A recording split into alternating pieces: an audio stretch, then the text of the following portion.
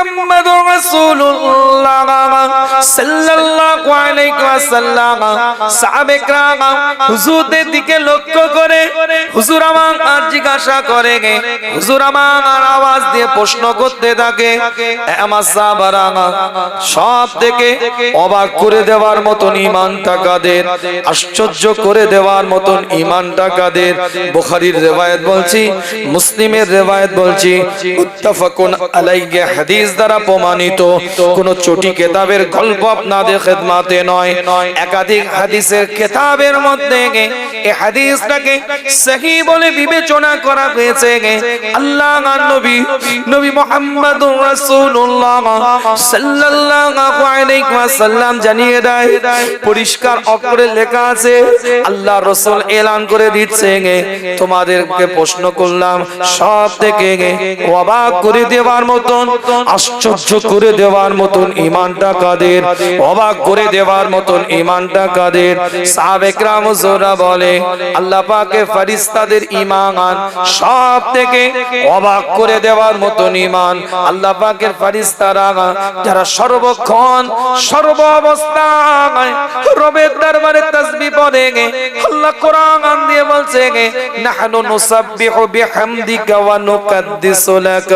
পরিষ্কার কোরআন তার ভাষার মধ্যে দিয়ে জানিয়ে দেয়, যখন মানব জাতটাকে আল্লাহ পাক তৈরি করার মন স্থির করলেন, ইন্নী জাইলুন ফিল আরদি খলিফা, আল্লাহ পাক যখন মানব জাতকে তৈরি করার জন্য মন স্থির করলেন, সঙ্গে সঙ্গে ফেরেশতারা বললেন, আল্লাহ পাকের দিকে তাকিয়ে, আমি বলছি না, কোরআন বলছে যে আমরা তো আপনার প্রশংসা করি, আমরা কি আপনার প্রশংসার জন্য যথেষ্ট নয়? নাহনু নুসাব্বিহু বিহামদিকা ওয়া নুকাদ্দিসু লাক, আমরা কি আপনার প্রশংসার জন্য যথেষ্ট নয়? ওই ফেরেশতারা রবের দরবারে সর্বক্ষণ সর্ব অবস্থায় আল্লাহর প্রশংসার মধ্যে লিপ্ত থাকে, আল্লাহর জিকিরের মধ্যে লিপ্ত থাকে, আল্লাহর তাসবিহের মধ্যে লিপ্ত থাকে, আল্লাহকে স্মরণের মাধ্যম দিয়ে লিপ্ত থাকে, সব সময় রবের ইয়াদ করতে থাকে, মাওলার ইয়াদ করতে থাকে।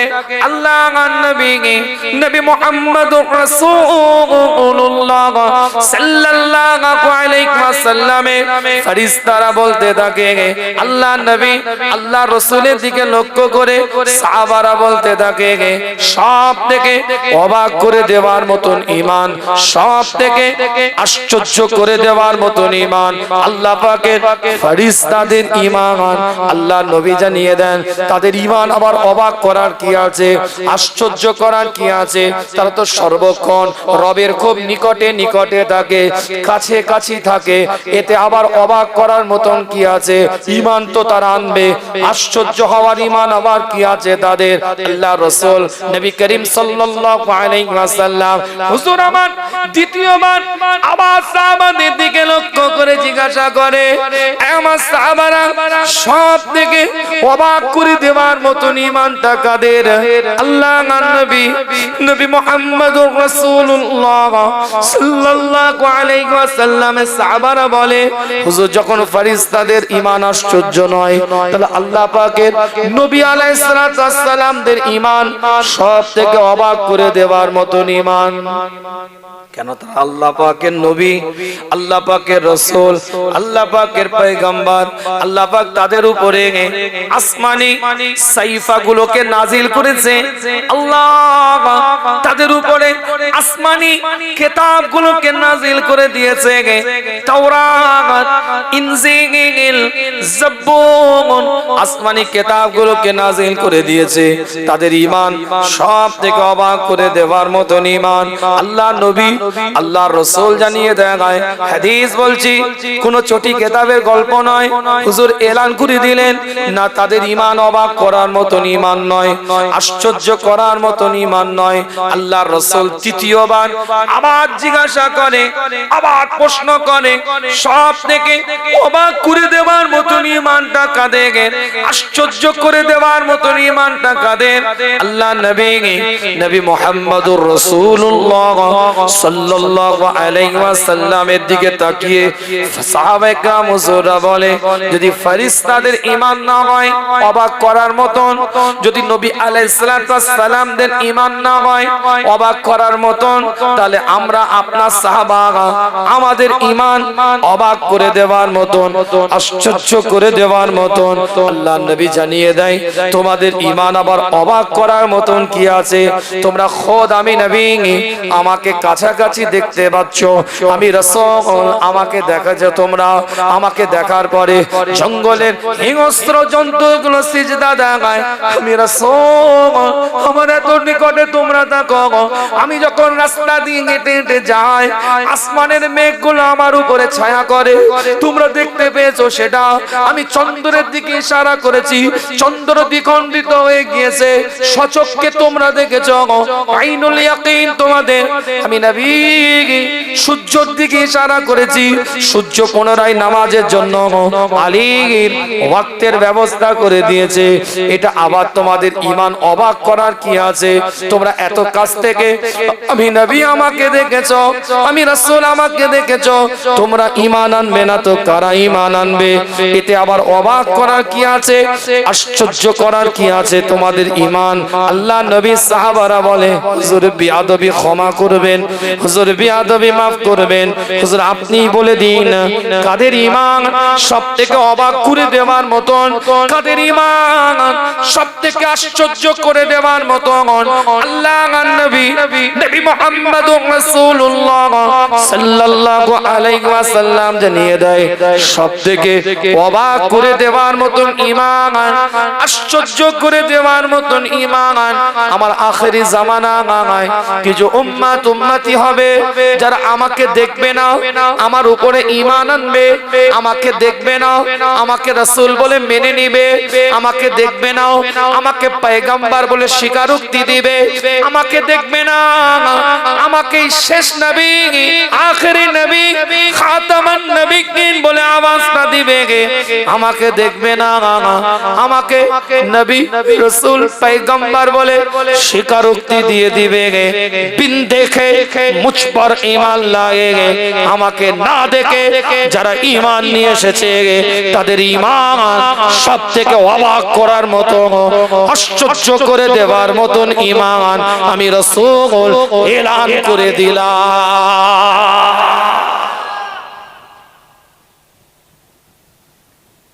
ফেরেশতা আল্লাহর তাসবিহ আদায় করে, আল্লাহর কাছাকাছি সবথেকে নিকটে থাকে, তারা ঈমান আনবে না তো কারা ঈমান আনবে? এই কথা বুঝতে পারছেন কিছু?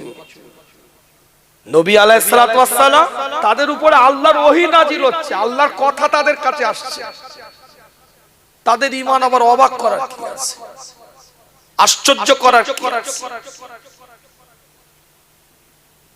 সাহাবা তোমরা তো স্বচক্ষে রাসূল দেখছো, নবী দেখছো, এত মুজিজা দেখছো। আমার হাদিস বলছি, বুখারীর riwayat, আবু দাউদের riwayat, তিরমিজির riwayat, ইবনে মাজার riwayat, মুসলিমের riwayat বলছি, ছোটি কিতাবের গল্প বলছি না আমি। তোমরা ঈমান আনবে না তো কারা ঈমান আনবে? কিন্তু সবথেকে অবাক করে দেওয়ার মতন ঈমান যারা আমাকে দেখলো না, আমি রাসূল আমার উপরে ঈমান নিয়ে আসলো। জোরে বল, जो मुझको नहीं देखा फिर भी ईमान ले आए। सिर्फ सोना ऐसा मुखरा था, सिर्फ जाना ऐसा चलते थे, मुस्तफा ऐसा खाते थे, ऐसा चलते थे, ऐसा मुखरा था, सिर्फ सोना सुनकर ईमान लेकर आए। नहीं देखा फिर भी ईमान लेकर आए। না দেখে যারা আমার উপরে ঈমান আনছে। ছোট্ট একটা কথা বলি আপনাদের খেদমতে, কিতাবটা খুলে দেখেন, পরিষ্কার করে লেখা আছে, বাদশা হারুন আর রশিদের স্ত্রী জুবাইদা বেগম সি বিচের মধ্যে ঘুরে বেড়াচ্ছে স্বামীর হাত ধরে। বাদশা সম্রাট হারুন আর রশিদের স্ত্রী জুবাইদা বেগম স্বামীর দিকে তাকিয়ে বলে, সি বিচের মধ্যে লক্ষ্য করে, সমুদ্রের পাড়ের মধ্যে দূর থেকে লক্ষ্য করে, বাদশাহ হারুন আর রশিদের যুগে একজন বিখ্যাত মানুষ ছিলেন, ফকির দরবেশ বহলুল মজ্জুব। তাকে দেখতে পেয়ে স্ত্রী বলে, ওই দেখো বহলুল মজ্জুব ফকির ওখানে বালির মধ্যে কি যেন একটা নকশা করছে, চলো একটু দেখি। হারুন আর রশিদ বলে, ওখানে গিয়ে কি হবে, আসো আমরা গল্প করি। স্ত্রী জুবাইদা বেগম বলেন, না একটু দেখবো ফকির কি করে, দরবেশ কি করে, ওই বাহলুল মজ্জুব কি করে, একটু দেখবো আমি। জুবাইদা বেগমকে সঙ্গী করে নিয়ে গিয়েছে বালির উপরে, সি বিচের মধ্যে সমুদ্রের ধারে। বাহলুল মজ্জুবকে দেখে লক্ষ্য করে, বাহলুল মজ্জুবের দিকে তাকিয়ে লক্ষ্য করে দেখে জুবাইদা বেগম বালি দিয়ে একটা ঘর তৈরি করছে। আওয়াজ দিয়ে প্রশ্ন করেছে, क्या कर रहे हो? बहलुल मज्जूब ऐलान करेंगे, जन्नत में घर बना रहा हो, बिकते हो? बोले हाँ बिकता हूँ। कीमत कितना? 10 दिनार। हाथेर मध्य 10 दिनार दिएছে, সমুদ্রের পানিতে 10 দিনার কে ভাসিয়ে দিয়ে বালির মধ্যে ঘরের নকশাটা ভেঙে দিয়ে आवाज দিয়ে জুবাইদা বেগম কে বলে, तेरा घर जन्नत में बन गए। বাদশা হারুন আর রশিদ বলছে, এই জন্য মানা করেছিল, খামাখাই দিলি, পাগল কোথাকার, চল চল। 10 দিনার সমুদ্রে ফেলে দিয়ে ওই আপনার কি বলে বালির ঘর ভেঙে দিয়ে বলছে, তেরা ঘর জান্নাত মে বন গয়ে। চালাকি করার জায়গা পায় না, চল চল। ওকে রাগ করে চলে। এই জন্য মেয়েদের বুদ্ধি বলে, যেটা বলে সব বলছে বলে ঘরে নিয়ে চলে গেছে। হারুন আর রশিদ রাতের অন্ধকারে ঘুমিয়ে আছে, স্বপ্নের মধ্যে দেখতে পাচ্ছে একটা জান্নাতে বিশাল অট্টালিকা তৈরি হয়েছে। সে অট্টালিকার উপরে, বাড়ির উপরে, বাংলোর উপরে, বিল্ডিং এর উপরে, হাউসের উপরে লেখা হয়েছে বাইতে জুবাইদা, জুবাইদা প্যালেস। বাদশা হারুন আর রশিদ স্ত্রীর হাতটা ধরেছে, বলে চলো। কোথায়? এই রাত্রিরে? বলে বাহলুল মজ্জুবের কাছে। বাহলুল মজ্জুবের কাছে এসেছে ওই গভীর রাত্রিরেও, আবার বালি দিয়ে ঘর করছে দেখছে। জিজ্ঞেস করছে, क्या कर रहे हो? बोले जन्नत में घर बना रहा हूं। बिकते हो? हाँ बिकता हूं। कीमत कितना? बोले 10,000 दिनार। कल तो 10 दिरहम था, आज रात को 10,000 दिनार बन गए। कैसे? बहलूल मज्जूब आवाज दिए बोलছে 10,000 दिनार लगेगा। জুবাইদা বেগম দাঁড়িয়ে আছে, বাদশা হারুন আর রশিদও দাঁড়িয়ে আছে। বাহলুল মজ্জুবের দিকে তাকিয়ে तत्कालीन जुगेर बादशाह हारून और रशीद बोलছে 10,000 दिनार कैसे बन गए? बोले सुनो, कल तो बिन देखे लेकर गए थे, कल बिन देखे लेकर गए थे, आज देख कर आए, कल बिन देखे लेकर गए थे, इसलिए 10 दिनार था, आज देख कर आए, इसलिए 10,000 दिनार बन गए। कल के ना देखे নিয়ে গিয়েছিলে স্যাম্পল ছাড়া, তাই 10 দিনারে দিয়েছি, आज देखे एसेছো তাই 10,000 दिनार হয়ে গেছে। और मुस्तफा कहने लगे, जो मुझको देखा और ईमान लाया उसको मैं एक मर्तबा मरहबा कहलाता। मुस्लिम शरीफ हदीस, जो मुझको देखा ईमान लाया उसको मैं एक मर्तबा मरहबा कहलाता, और जो मुझको नहीं देखा फिर भी ईमान लेकर आया उसको मैं 7 मर्तबा मरहबा कहलाता। যে আমাকে দেখলো ঈমান আনলো, আমি রাসূল তাকে একবার মারহাবা দিলাম। যে আমাকে দেখলো না, ঈমান নিয়ে এসেছে, আমি রাসূল তাকে 7 বার মারহাবা দিয়ে দিলাম। জোরে বলে, জোরে বলা যাবে না? আল্লাহ নবী নবী মুহাম্মদুর রাসূলুল্লাহ সাল্লাল্লাহু আলাইহি ওয়াসাল্লামের উপরে এক একটা কোরআনের আয়াত আল্লাহ পাক তাই নাযিল করে দেয়। ঈমানের নোটটাকে বাড়াতে হবে, ঈমানের জ্যোতিটাকে বাড়াতে হবে। পাওয়ারফুল ঈমান আল্লাহ পাক আপনাকে আমাকে দিয়েছে, আশ্চর্য রকম একটা ঈমান আল্লাহ পাক আপনাকে আমাকে দিয়েছে। এই ঈমানের জ্যোতিটাকে আপনাকে আমাকে বাড়াতে হবে। যেমন আমার রাসূল এলান করে দিলেন আশ্চর্য ঈমান আখিরি জামানার মধ্যে আমার ওই উম্মতিদের যারা আমাকে দেখলো না, আমার উপরে ঈমান নিয়ে আসলো, তাদের ঈমান সবথেকে অবাক করে দেওয়ার মতন, সবথেকে আশ্চর্য করে দেওয়ার মতন হুজুর এটা এলান করে দিলেন। অন্য হাদিসের দ্বারাই প্রমাণিত, আমি বলছি না, হুজুর হাদিস দ্বারাই এলান করে দিচ্ছে। ইসবিহু রাজুলান মুমিনান ওয়া ইয়ামশি কাফিরান ওয়া ইয়ামশি মুমিনান ওয়া ইসবিহু কাফিরান ওয়া ইয়াবিউ দ্দীনাহু বিআরাদিন মিনাদ দুনিয়া।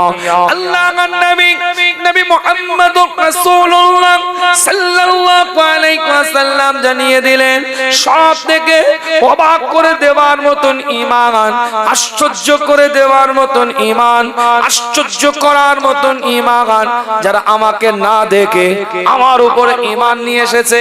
ঠিক আবার রাসূল এলান করছে আখিরি জামানার মধ্যে এমন কিছু সময় থাকবে, এমন কিছু পাল হবে যে মানুষ সকাল বেলায় যদি ঈমান নিয়ে আসে সকাল থেকে সন্ধ্যার মধ্যে এমন কিছু কথা বলে ফেলবে, এমন কিছু বাক্য উচ্চারণ করে ফেলবে, এমন কিছু শব্দ প্রয়োগ করে ফেলবে, এমন কিছু কথা আওয়াজ বেরিয়ে করে ফেলবে জবান দিয়ে কুফরি, যে সন্ধ্যা বেলায় তার ঈমানটা চলে যাবে।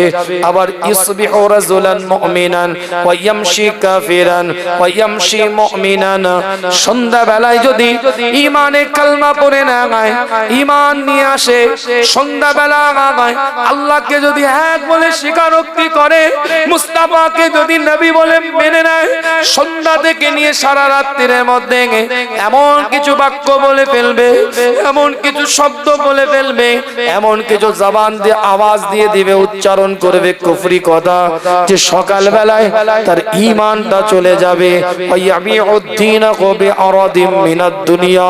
তারা দুনিয়া নিজেদেরকে তাদেরকে গ্রাস করে নেবে, দুনিয়ার মোহতে তারা নিজেদেরকে গ্রাস করে নেবে।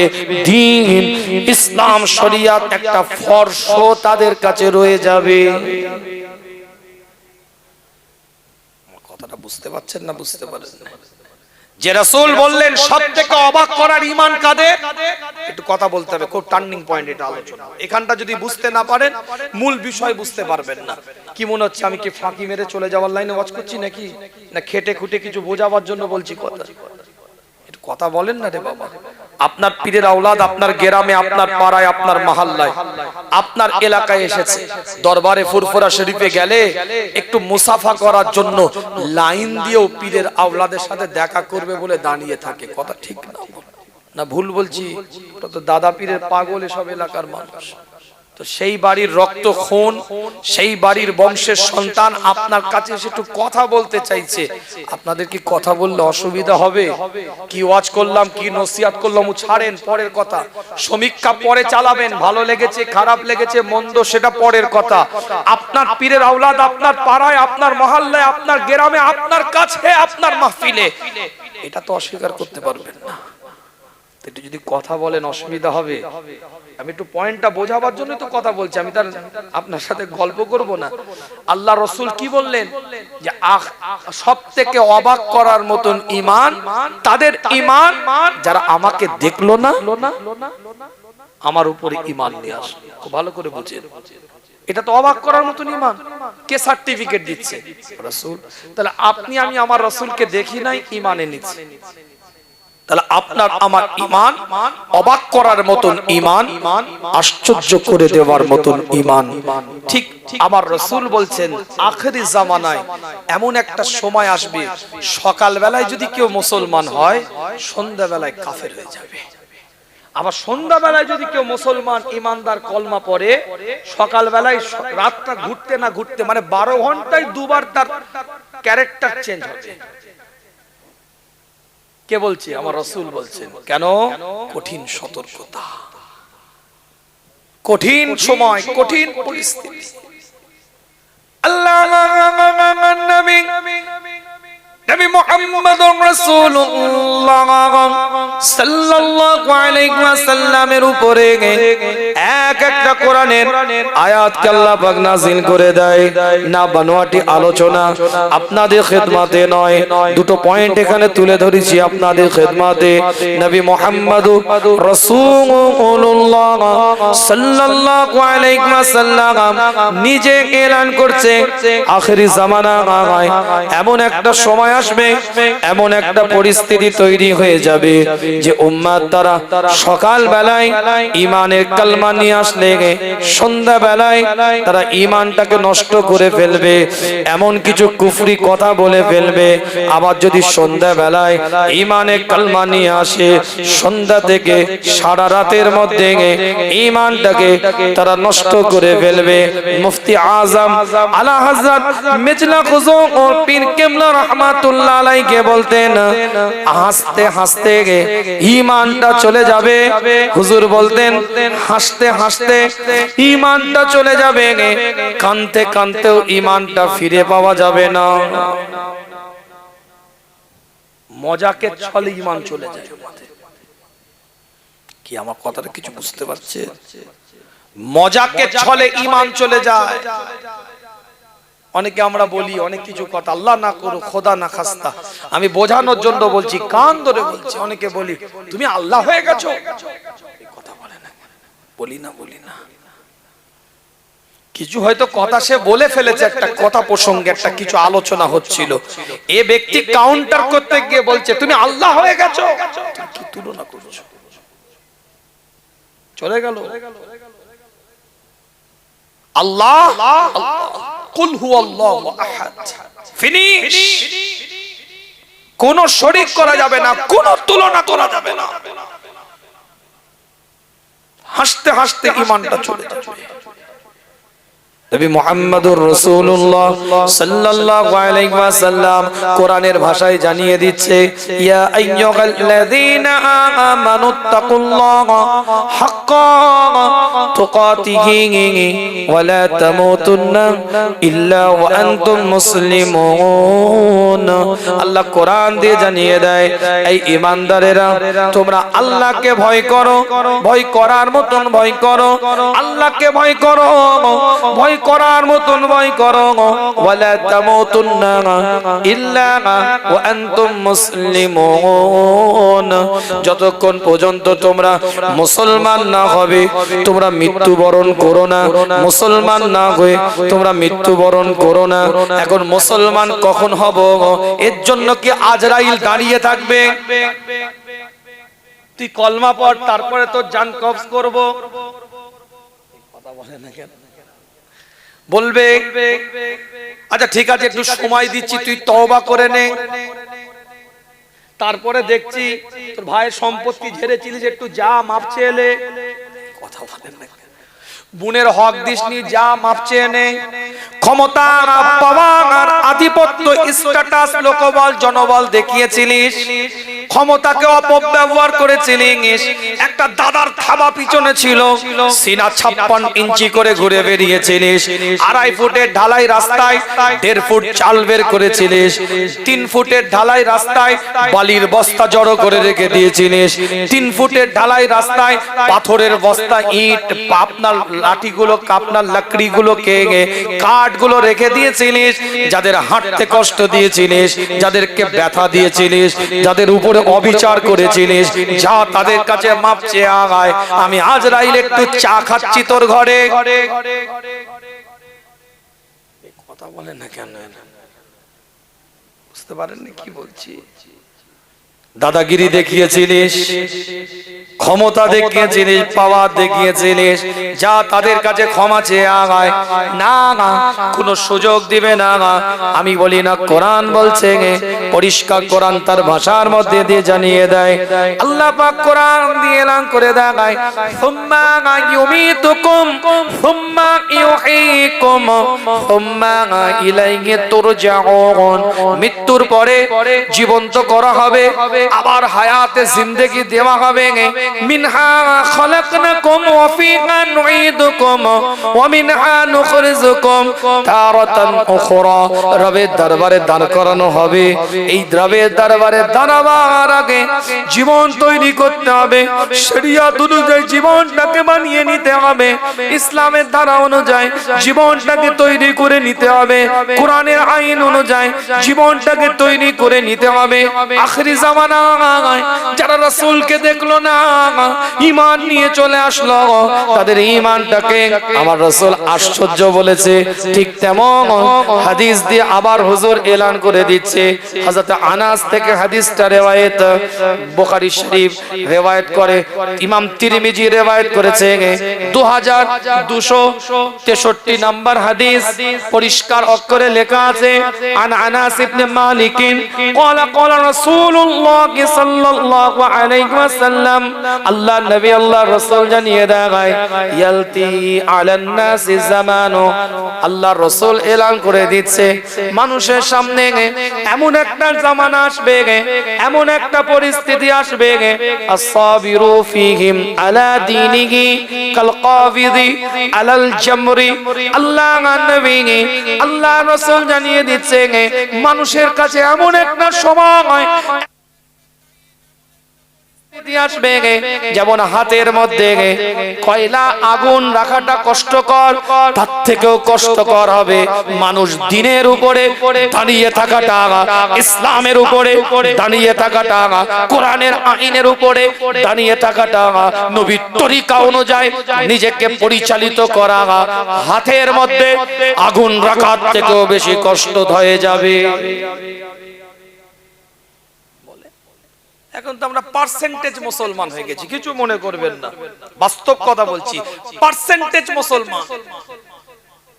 আর বক্তা যা শ্রোতা চাইছে আমি বক্তা তাই দিচ্ছি, এটাই শরিয়ত বিরোধী। আসুন আপনি আমার কাছে বসুন, যুগ উপযোগী আলোচনা নয় বক্তাদের, বর্তমান প্রেক্ষাপটের উপরে আলোচনা নয়। আমি বক্তা, আমি বক্তৃতা দিচ্ছি, মানুষ যেটা খাচ্ছে সেটাই বলছি।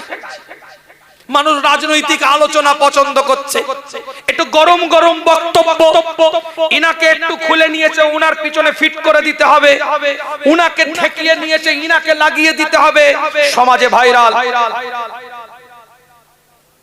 আর ইউটিউবারদের মাশাআল্লাহ বাজার, আর কাটিং কুটিং করে 1.5 মিনিট ইনার থেকে 2 মিনিট উনার থেকে মাঝখানে একটা বাঁশ লাগিয়ে দিয়ে বড় ভাঁড় ফাটিয়ে দিলে আরো ভাইরাল। আমার কথা কিছু বুঝতে পারছেন না? বুঝতে পারেন? আপনি কি বলবেন, আপনি কি বলবেন না, প্রত্যেকের এটা ব্যক্তিগত অধিকার, আমি সেটা হস্তক্ষেপ করছি না। আপনি কি শুনবেন, আপনি কি শুনবেন না, সেটা আপনার ব্যক্তিগত রুচির ব্যাপার, শোনার রুচি আপনার, এটা হস্তক্ষেপ করার অধিকার আমার নাই। কিন্তু আমার বক্তব্য এই জায়গায়, মানুষ যেটা চাইছে শ্রোতা, আমি বক্তা সেটাই বলছি। কমেডিয়ান বক্তা বেরিয়ে গেল কেন? মানুষ চাইছে একটু জলসার মজলিসটাকে একটু হাসানোর মজলিস করি, বক্তা কমেডিয়ান হয়ে গেল।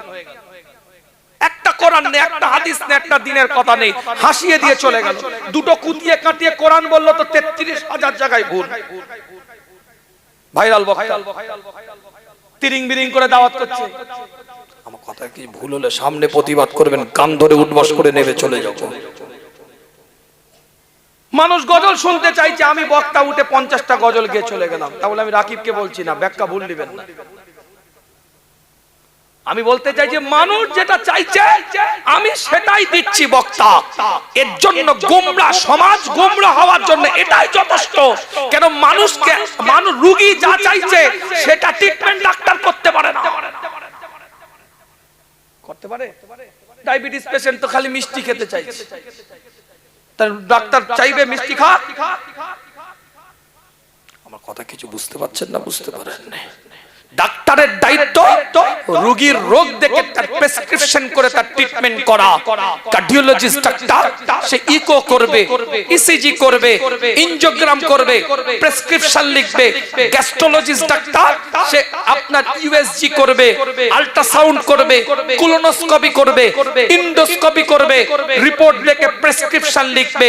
মেডিসিনের এমডি ডাক্তার সে লিপিড প্রোফাইল দিবে, ক্রিয়েটিনিন দিবে, আপনার কি বলে ইউরিক অ্যাসিড দিবে, হাজারো ব্লাড টেস্ট আপনার দিবে, দেওয়ার পরে সে প্রেসক্রিপশন করবে। এটা তার দায়িত্ব, ডাক্তারি সে ডাক্তার করবে। হোমিওপ্যাথি ডিপার্টমেন্টে যাবে, জিজ্ঞেস করবে তুমি টক খেতে ভালোবাসো না মিষ্টি না ঝাল, তুমি যে বাথরুমটা করো ওটা কেমন হয়, কথা বলে না কেন, করে না এরা কথা বলে না একদম। বিরিয়ানি দেবো না কিন্তু কথা না বললে, কমিটি আমি যা বলবো তাই করবে। হাঁড়িগুলো ধরে ফুরফাস নিয়ে চলে যাব, আমার মাদ্রাসার ছেলে খাবে, আপনারা খাবেন না, ভালো হবে তো? কথা বলছেন না কেন? বিরিয়ানি দেবো না, আল্লাহ পাক কবুল করেন, সকলে বলেন আমিন। আমার কথাটা কিছু বুঝতে পারছেন? তাহলে ডাক্তারি ডিপার্টমেন্টের ডাক্তার সে রোগীর রোগ ট্রিটমেন্ট করতে গেলে রোগীর কথা শুনলে হবে না। কার্ডিওলজিস্ট ডিপার্টমেন্টের ডাক্তার সে তার ডাক্তারি করবে, গ্যাস্ট্রোলজিস্ট ডিপার্টমেন্টের ডাক্তার সে তার ডাক্তারি করবে, নিউরোলজিস্ট ডিপার্টমেন্টের ডাক্তার নার্ভের চিকিৎসা করবে, অর্থোপেডিক্স ডিপার্টমেন্টের ডাক্তার হাড়ের চিকিৎসা করবে, ইএনটি নাক কান গলা সে তার চিকিৎসা করবে, ডেন্টাল সে দাঁতের চিকিৎসা করবে, স্কিন স্পেশালিস্ট সে তার রোগের চর্মরোগ বিশেষজ্ঞ সে চামড়ার চিকিৎসা করবে, গাইনোলজিস্ট সে আপনার কি বলে স্ত্রী রোগ বিশেষজ্ঞ, শিশুদের রোগ বিশেষজ্ঞ। আলাদা ডিপার্টমেন্টের ডাক্তার আলাদাভাবে চিকিৎসা করবে। আমি শরিয়াতের ডাক্তার, আমাকে শরিয়াতের চিকিৎসা করতে হবে। না এখানে এই কথাগুলো বললে এই অসুবিধা আছে, হয়ে গেল। ওই ঈমান কচু পাতায় টলমল করছে, বক্তা বিক্রি হয়ে বসে আছে, পারবো না আমি।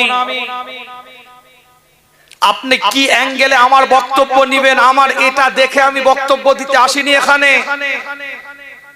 আপনার রুচিতে আমার কথাটা কতটা ভালো লাগলো এটা চিন্তা নিয়ে বক্তৃতা আমি দিচ্ছি না। আমার আল্লাহ আমার কথাটা কতটা খুশি হয়েছে এটা আমি চিন্তা করব। আমার কথাটা কিছু বুঝতে পারছেন না? বুঝতে পারছেন? মুখরোচক কথা কিছু বলে দিয়ে চলে গেলাম, পরের বছর দাওয়াতটা ঠিক থাকবে। মোটামুটি কমিটিদের গায়ে মাথায় হাত বুলিয়ে চুমু খেয়ে কপালে, হ্যাঁ ঠিক আছে চালিয়ে যাও, তোমরা এসো, তাহলে তোমাদের ডেটটা কবে, ঠিক আছে সামনে বারে যোগাযোগ করবে। বেরিয়ে চলে গেল, মোটা বান্ডিল দিয়ে দিল, থুথু দিয়ে গুনে বেরিয়ে চলে গেল, হয়ে গেল। वही आलू की तरकारी जो पहले थी सो अब भी है। মানুষ যা চাইছে আমি বক্তা সেটাই দিচ্ছি। না না, সমাজ এভাবে পরিবর্তন হতে পারে না।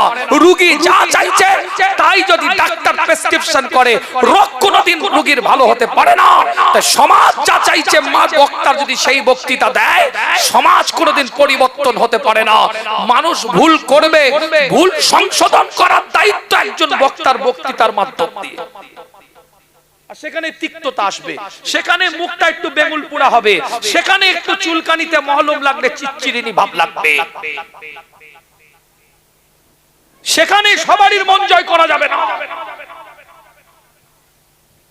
কথাটা কিছু বুঝতে পারছেন না? বুঝতে পারেন না? এই জায়গাটা পুরো ভালো, কিচ্ছু হয়নি, হাজারো যদি মহলম লাগান কিছু হবে?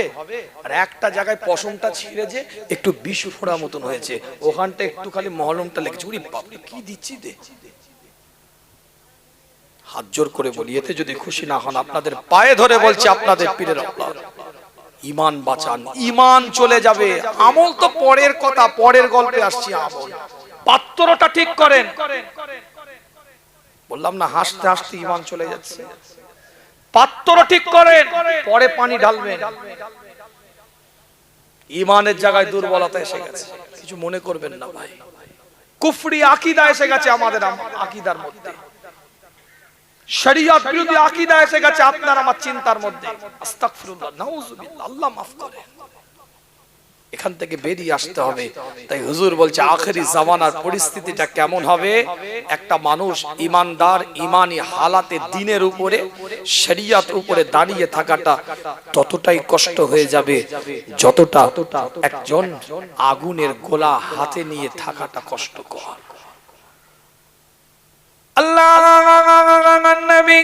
নবী মুহাম্মদুর রাসূলুল্লাহ সাল্লাল্লাহু আলাইহি ওয়াসাল্লাম এলান করে দেয়, না বানওয়াটি আলোচনা আপনাদের খিদমতে না হয়, দলিল কেন্দ্রিক দুটো কথা আপনাদের খিদমতে বলে দিয়ে যায়। বুখারী শরীফের হাদিস বলছি, ছোটি কিতাবের গল্প নয়, 5684 নম্বর হাদিস। মুসলিম শরীফের হাদিস বলছি 6405 নম্বর হাদিস। আল্লাহ নবী আল্লাহ রাসূলের সাহাবা হযরত আবু হুরায়রা রাদিয়াল্লাহু তাআলা আনহু থেকে হাদিসটা riwayat আন আবি হুরায়রা রাদিয়াল্লাহু তাআলা আনহু আন্না রাসূলুল্লাহ সাল্লাল্লাহু আলাইহি ওয়াসাল্লাম قال ليس الشديد بالسرعة إنما الشديد الذي يملك نفسه عند الغضب। আল্লাহ নবী মুহাম্মদ রাসূলুল্লাহ সাল্লাল্লাহু আলাইহি ওয়াসাল্লাম জানিয়ে দেয়, লাইসা শাদীদু বিসুরআতি ইন্নামা শাদীদুল্লাযী ইয়ামলিকু নাফসাহু ইনদাল গাযাব।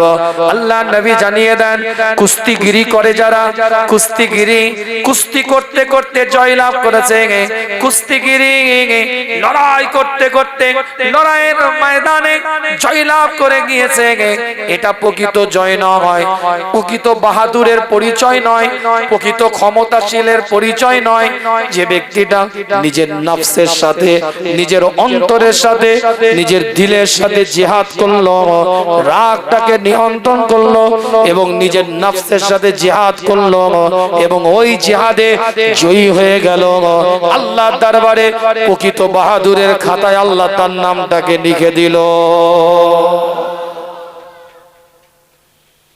অন্তর বলছে পাশের বাড়ি আমার ভাই সবে মাত্র একটা ভেরি নিয়েছে, তাই মার্বেল করে ফেললো, টাইলস করে ফেললো, ফল সিলিং করে ফেললো, 4 চাকা গাড়ি নিয়ে ঘুরছে, এত টাকা, এত অর্থ, এত সম্পদ কি করে করলো?